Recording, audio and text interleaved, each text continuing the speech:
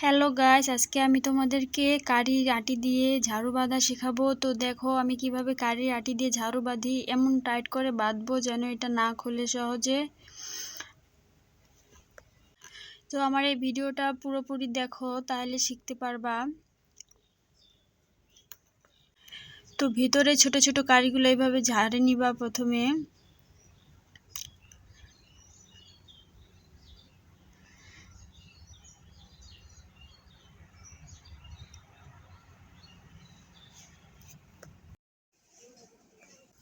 এই কাজটি একটু সময় নিয়ে করবে, একটু ধীরে সুস্থে করবে, যেন ছোট ছোট কারিগুলো ভিতরে না থাকে। ভিতরে থাকলে এগুলোর জন্য তাড়াতাড়ি ঝাড়ুটা নষ্ট হয়ে যায়। তো আমি এখানে ভালো করে করে নিলাম। তো এখন আমি এটা বানবো।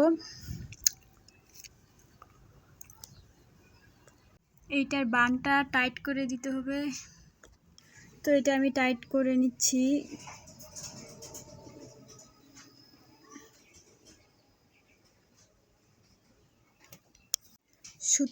সুতাটা ছিল প্লাস্টিক। তো এটা টাইট করে বানলাম। বাঁধার পর এখন নিচে আরেকটা বান দিতে হবে।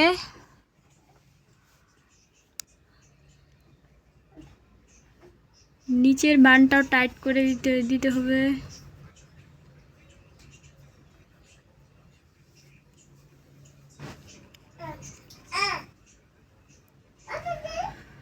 তো এটা দুই ভাগ করে নিয়ে একটা একটা করে বান দিতে হবে।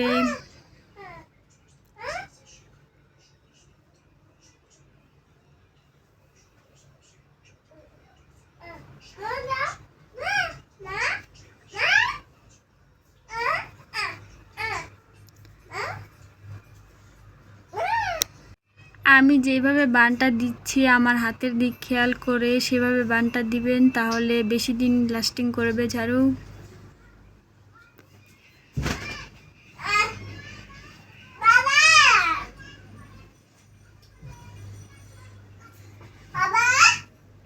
ক্যামেরা ধরার কেউ ছিল না, তার জন্য একটু সরে গেছে, তার জন্য সরি।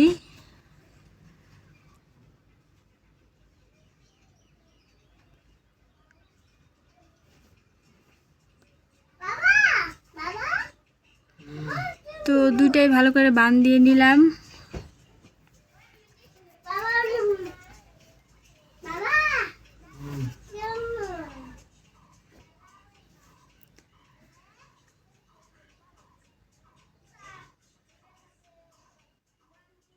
তো এখন ঝাড়ু বাঁধা হয়ে গেছে। এখন একটু কেটে দিব গোড়াটা।